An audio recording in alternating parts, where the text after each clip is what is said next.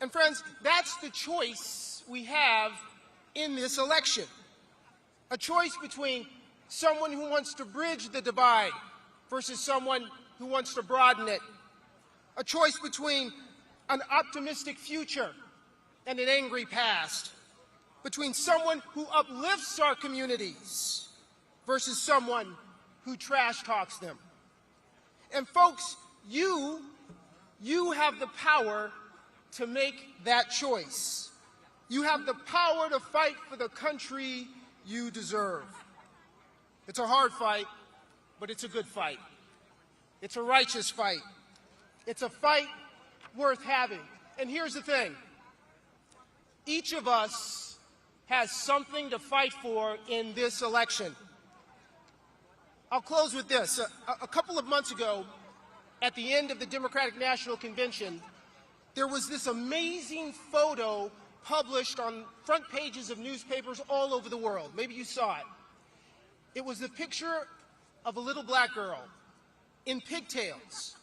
And it was taken from behind, and she's gazing up at Kamala Harris speaking at a podium, accepting the Democratic nomination for President of the United States. Maybe you saw it. Maybe you saw it. It was an iconic photo. Well, that little girl is my 8-year-old granddaughter. And for the next 8 days, I know what I'm fighting for. I'm fighting for her and her younger sister. I'm fighting for them and the country that they'll grow up in. And each of us has something or someone to fight for. Maybe you're fighting for a friend with asthma to have the freedom to breathe clean air and drink clean water.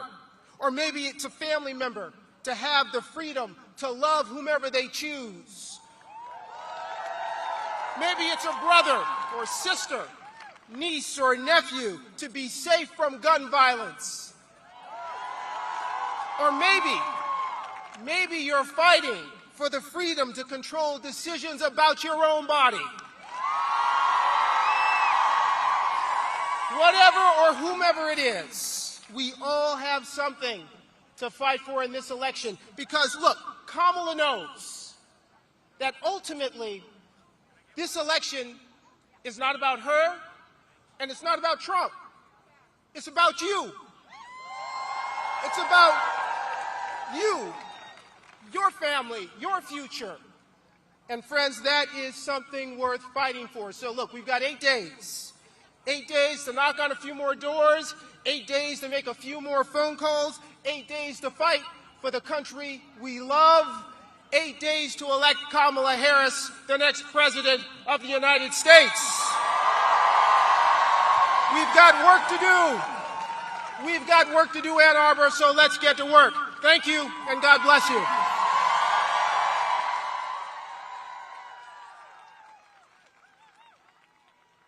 Please welcome Wayne County Deputy Executive Asad Turfy.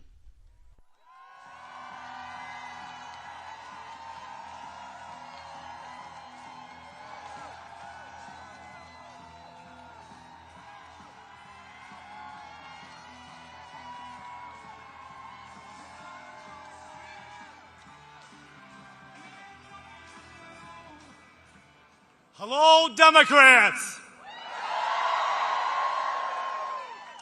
For those of you who don't know me, my name is Asad Turfy. I'm the Deputy Wayne County Executive, and I'm so proud to be here tonight in support of Kamala Harris and Tim Walz. Over the next 8 days, Michigan is going to decide this race. And for me, it's personal. I come from Dearborn. I have the honor of serving as the highest ranking Arab American official in Michigan's largest county.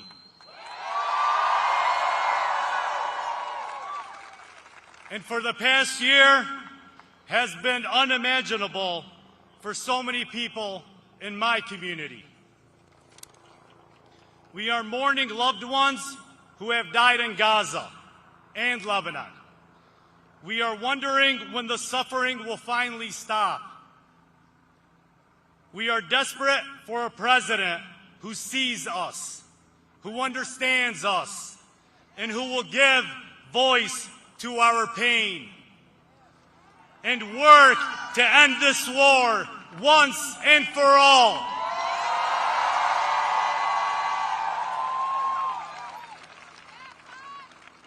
And Ann Arbor, I'm here tonight because I know without a doubt that Kamala Harris is that leader.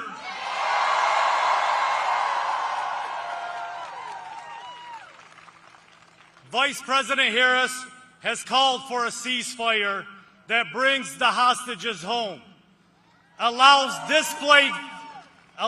displaced families in Lebanon to return to their villages,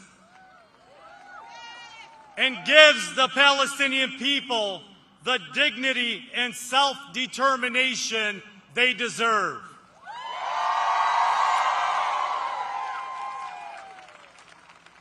When she wins, she will continue doing everything she can to bring relief to innocent civilians and secure lasting peace for the region.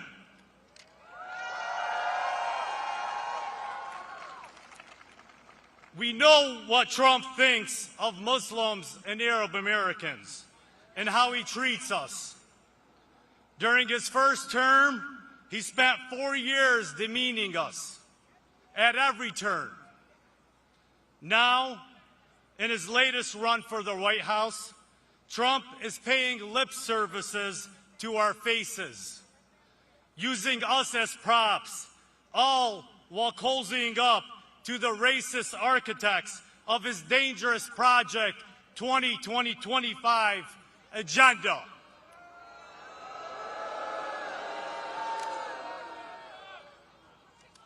Trump has praised the Israelis' war in Gaza and encouraged Netanyahu, quote, "Do what you have to do."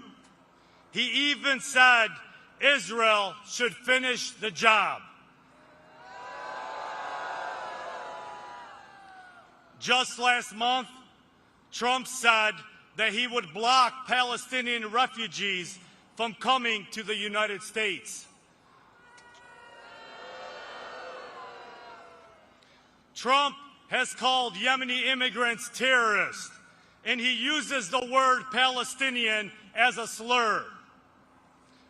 Trump has promised to bring back his racist travel and refugee ban, and he said it would be even bigger this time.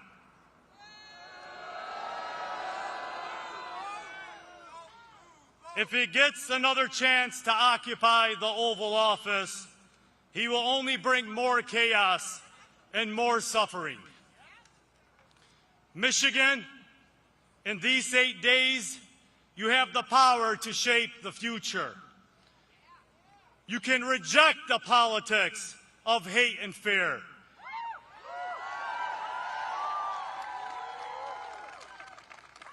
And we can begin a new chapter for Michigan.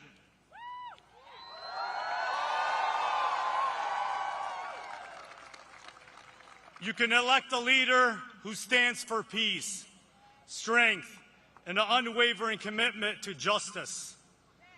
These are difficult times, but if you want to get past them and chart a new way forward, the choice couldn't be more clear.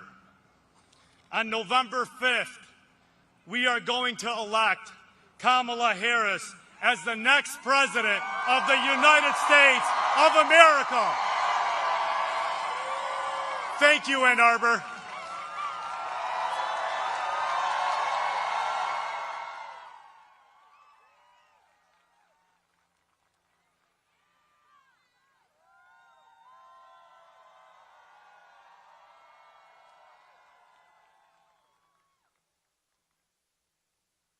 Please welcome U.S. Representative Debbie Dingell.